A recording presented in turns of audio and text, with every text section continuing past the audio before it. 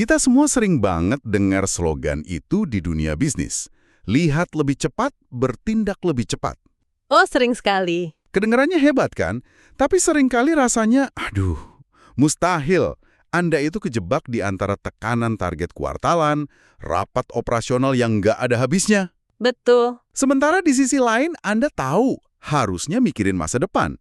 Pertanyaannya kan, gimana sih caranya? Nah, itu dia. Nah, untuk Anda, kita sudah siapkan pembahasan mendalam dari bab 7 buku See Sooner, Act Faster. Dan ini bukan teori loh, ini semacam peta jalan yang sangat praktis.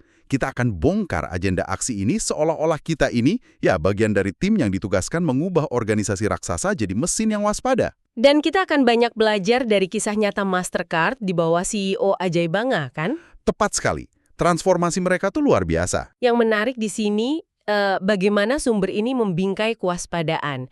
Jadi ini bukan soal kemampuan meramal masa depan, bukan kayak punya bola kristal. Bukan ya? Bukan, tapi ini sebuah kapabilitas. Sebuah otot organisasi yang bisa dilatih.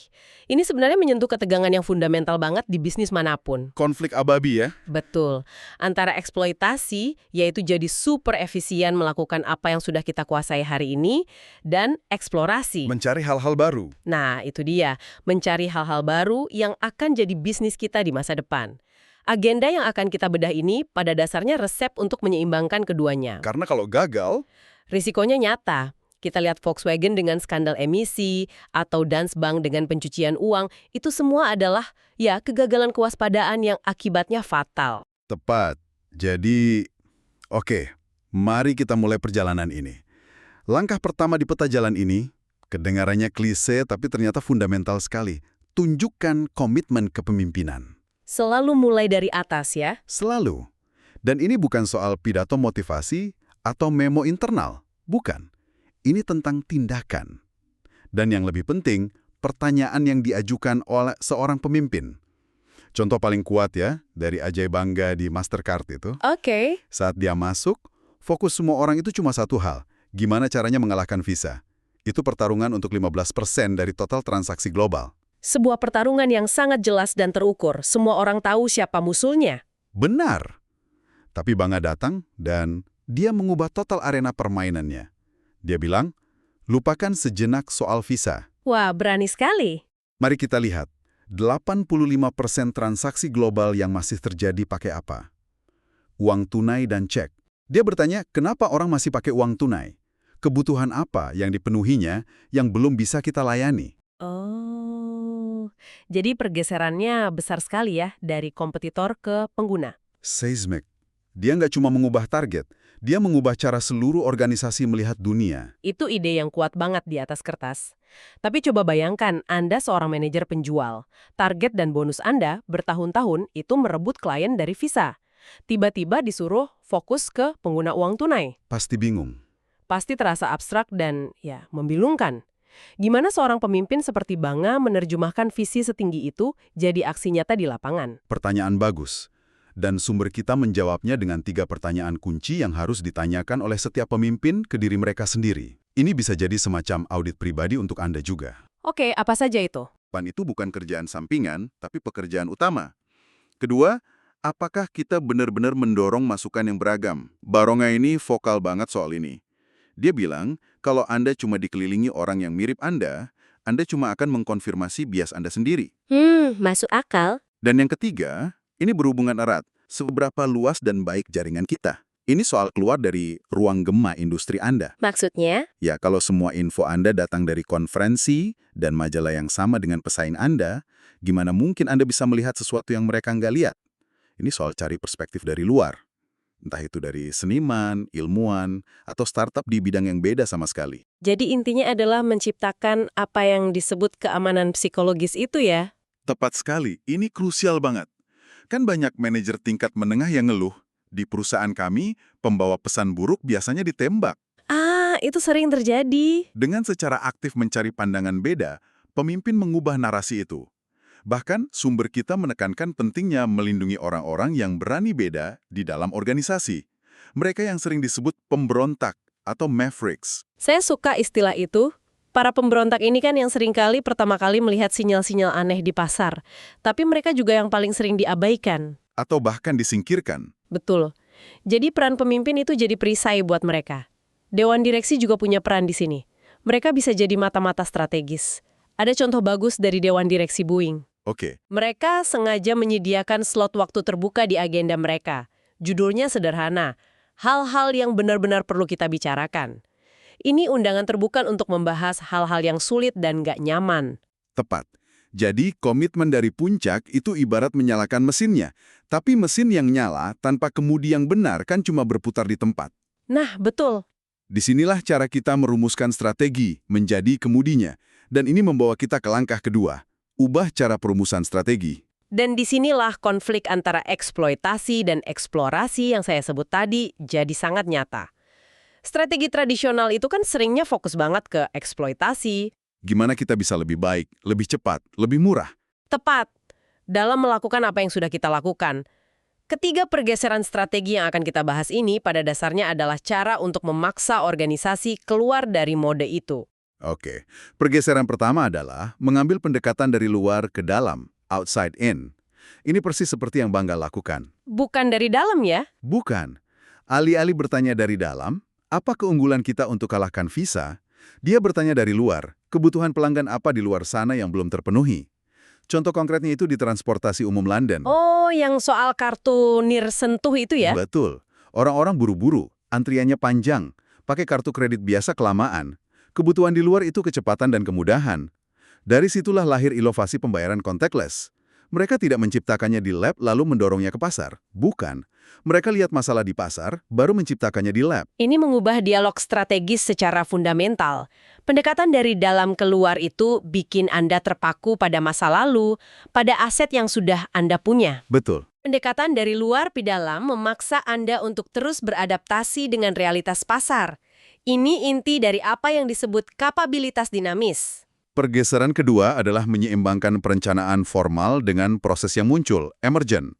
Artinya, lupakan deh rencana 5 tahunan yang kaku dan detail. Sudah nggak relevan lagi ya di zaman sekarang? Dunia terlalu cepat berubah. Perusahaan yang waspada itu punya arah tujuan yang jelas, tapi jalannya lebih fleksibel, penuh eksperimen. Seperti menavigasi sungai, bukan di jalan tol. Anda tahu tujuannya ke hilir, tapi Anda harus terus menyesuaikan arah dengan arusnya. Oke, 2 poin pertama tadi masuk akal. Tapi poin ketiga ini, jujur saja, yang benar-benar mengubah permainan menurut saya. Apa itu? Soal merangkul anomali. Kedengarannya sederhana, tapi ini benar-benar melawan cara kerja otak korporat pada umumnya. Persis. Seringkali wawasan terbesar itu datang dari data yang paling mengganggu. Data yang nggak sesuai dengan grafik indah di presentasi kita. Betul sekali. Ambil contoh Intuit. Mereka punya produk manajemen keuangan, Min. Target pasarnya jelas, anak muda profesional. Tapi tim mereka lihat ada anomali di data.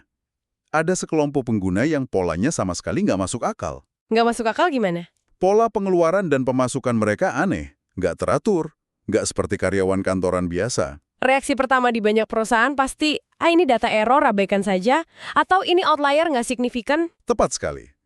Noise yang mengganggu laporan kita yang sudah rapi. Sistem imun organisasi langsung pengen menolaknya. Pasti. Tapi di Intuit mereka nggak begitu. Mereka justru penasaran. Mereka gali lebih dalam. Dan apa yang mereka temukan? Apa? Ternyata para pengguna aneh ini adalah para pekerja gig ekonomi. Pengemudi Uber, desainer lepas, kurir. Mereka pakai Mint dengan cara yang nggak pernah Intuit bayangkan. Untuk mengelola pendapatan dan pengeluaran wira swasta mereka yang fluktuatif. Wawasan dari anomali ini kemudian melahirkan produk baru, QuickBooks untuk wira swasta. Dan itu sukses besar kan? Jadi salah satu produk dengan pertumbuhan tercepat dalam sejarah perusahaan. Mereka, seperti kata sumber kita, menikmati kejutan itu. Kisah ini menunjukkan pergeseran budaya ya, dari yang mencari kepastian jadi yang didorong oleh rasa ingin tahu. Perusahaan yang merangkul anomali itu adalah perusahaan yang rendah hati. Rendah hati untuk mengakui mereka nggak punya semua jawaban. Betul. Dan pasar akan selalu memberikan kejutan. Tugas mereka adalah jadi murid pasar yang terbaik, bukan guru yang paling tahu segalanya. Oke, jadi kalau Anda mau mulai berburu anomali dan kejutan seperti ini, Anda nggak bisa cuma berharap itu jatuh ke pangkuan Anda kan? Harus proaktif. Anda perlu membangun sistem untuk menemukannya. Ini mengarah ke langkah ketiga. Berinvestasi dalam kemampuan melihat ke depan. Foresight. Dan ini bukan soal nyewa futuris buat ceramah. Bukan sekedar seminar inspiratif. Bukan. Ini soal alokasi anggaran dan tenaga kerja secara nyata. Ini seperti memasang radar jarak jauh di kapal Anda. Sementara semua orang sibuk di dek utama, Anda perlu tim kecil yang tugasnya cuma satu, melihat apa yang ada di balik cakrawala. Entah itu badai atau pulau harta karun. Tanpa investasi nyata, melihat ke depan itu cuma jadi hobi. Benar. Sumber kita kasih beberapa contoh konkret. Pertama, ciptakan unit atau tim foresight kecil. Tugas mereka bisa macam-macam.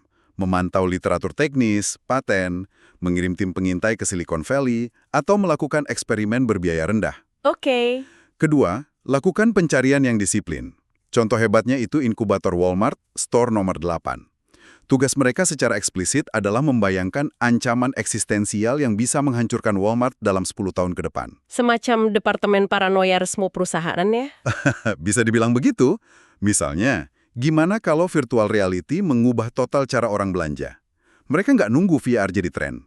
Mereka bangun prototip dan menjelajahinya sekarang. Dan yang ketiga, dan ini sering terlewatkan, adalah melibatkan mitra dalam ekosistem. Peluang terbaik seringkali nggak ada di dalam industri Anda. Tapi di persimpangan. Betul, di persimpangan antara industri Anda dan industri lain. Dan ini ada satu contoh yang menurut saya luar biasa liar. Mastercard bekerja sama dengan Maytag. Tunggu, Maytag, produsen mesin cuci. Betul, perusahaan kartu kredit global dan perusahaan pembuat mesin cuci. Mereka bikin apa? Mereka berkolaborasi mengembangkan Clothespin, sebuah solusi pembayaran nirkabel untuk mesin cuci umum di laundry. Coba bayangkan presentasi internal pertama untuk ide itu. Seseorang di Mastercard berdiri dan bilang, saya punya ide, kita akan masuk ke bisnis laundry. Pasti ada yang menganggapnya gila. Tentu saja, tapi itulah letak kewaspadaan strategis sejati, melihat koneksi yang nggak dilihat orang lain. Investasi seperti ini, apalagi kalau dipimpin langsung sama CEO, seperti saat Bangga membuat Mastercard Labs melapor langsung ke dia, itu mengirimkan sinyal yang sangat kuat.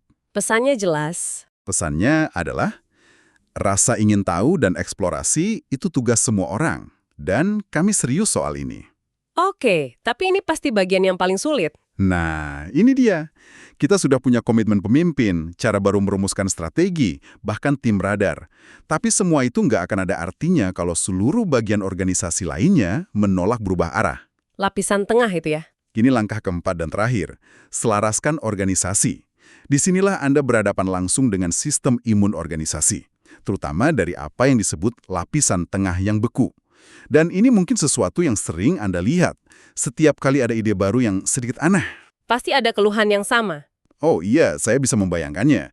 Ini akan membanjiri kita dengan sinyal palsu. Atau kita nggak punya waktu untuk ini. Target kuartal ini aja sudah berat. Atau yang paling klasik, ini bukan tugas saya. Haha, betul. Tepat. Dan penting untuk dipahami. Orang-orang ini bukan berarti jahat atau anti perubahan. Mereka itu bersikap rasional. Insentif, bonus, promosi mereka terikat pada eksekusi yang efisien dan predictable dari bisnis hari ini. Eksploitasi itu tadi. Betul, mereka dihargai karena mengurangi resiko, bukan mengambilnya. Jadi ide baru dari tim Foresight itu terasa seperti gangguan, bukan peluang. Jadi, gimana solusinya? Sumber kita menyoroti pendekatan yang efektif. Gunakan tim kecil yang diberdayakan. Kita semua tahu aturan 2 pizza Jeff Bezos. Kalau timnya nggak bisa dikasih makan dengan 2 pizza, tim itu terlalu besar. Betul. Tim kecil dan gesit bisa bergerak lebih cepat, melewati birokrasi. Intuit, lagi-lagi, contoh bagus. Ide-ide baru mereka dikembangkan oleh tim penemuan kecil yang melapor langsung ke manajer umum divisi. Nggak lewat rantai komando yang panjang ya. Tepat. Ini mengarah ke solusi yang lebih radikal sih. Terkadang Anda perlu pemisahan struktural. Anda harus menciptakan semacam rumah kaca atau inkubator internal. Oh, dipisahkan secara fisik dan operasional. Betul. Di mana unit eksplorasi ini bisa beroperasi dengan aturan, metrik, dan budaya yang sama sekali berbeda dari bisnis inti. Di dalam rumah kaca ini, kegagalan adalah data. Kecepatan belajar lebih penting dari pendapatan. Jadi, ini benar-benar tentang menciptakan organisasi yang ambidextrous, yang bisa menjalankan bisnis hari ini dengan sempurna, sambil secara bersamaan menciptakan bisnis untuk besok. Tepat. Ini mengangkat pertanyaan penting untuk Anda. Apakah struktur dan insentif di tim Anda saat ini hanya menghargai eksekusi sempurna? Atau ada ruang aman untuk eksplorasi? Tanpa penyelarasan ini, inisiatif kewaspadaan yang paling brilian sekalipun pada akhirnya akan layu dan mati, dihancurkan oleh tekanan operasional sehari-hari. Jadi, mari kita rekap sebentar ya. 4 langkah ini bukan daftar centang, tapi sebuah siklus yang saling menguatkan. Sebuah siklus. Anda mulai dengan komitmen kepemimpinan yang menciptakan keamanan. Komitmen itu mengubah cara Anda merumuskan strategi. Dari dalam keluar jadi dari luar ke dalam. Cara baru ini menuntut Anda untuk berinvestasi dalam kemampuan melihat ke depan untuk menangkap sinyal. Dan wawasan dari sana hanya bisa ditindaklanjuti kalau Anda berhasil menyelaraskan organisasi Anda untuk mendukung eksplorasi. Ini mesin pembelajaran yang terus-menerus. Pada akhirnya, ini pengingat ya. Di dunia yang penuh gejolak seperti sekarang, bahaya terbesar itu bukan gejolaknya. Bukan. Bahaya terbesar adalah terus bertindak dengan logika dan peta dari hari kemarin. Ada satu pemikiran penutup yang sangat kuat dari sumber kita, mengutip Charles Darwin. Oh ya. Bukan yang terkuat dari spesies yang bertahan hidup, juga bukan yang paling cerdas, melainkan yang paling responsif terhadap perubahan. Kewaspadaan, pada intinya, adalah nama modern untuk responsivitas terhadap perubahan itu. Setelah mendalami agenda aksi ini, ada satu pertanyaan terakhir untuk Anda renungkan. Jika Anda hanya bisa melakukan satu hal besok untuk mulai menanamkan kewaspadaan di tim Anda, apakah itu? Mengajukan pertanyaan yang lebih berani, yang menantang asumsi lama? Atau secara terbuka merayakan satu anomali atau data mengejutkan yang biasanya akan diabaikan? Atau mungkin membentuk satu tim super kecil untuk menjelajahi satu sinyal lemah di ujung cakrawala. Pilihan Anda bisa menjadi langkah pertama dalam perjalanan ini.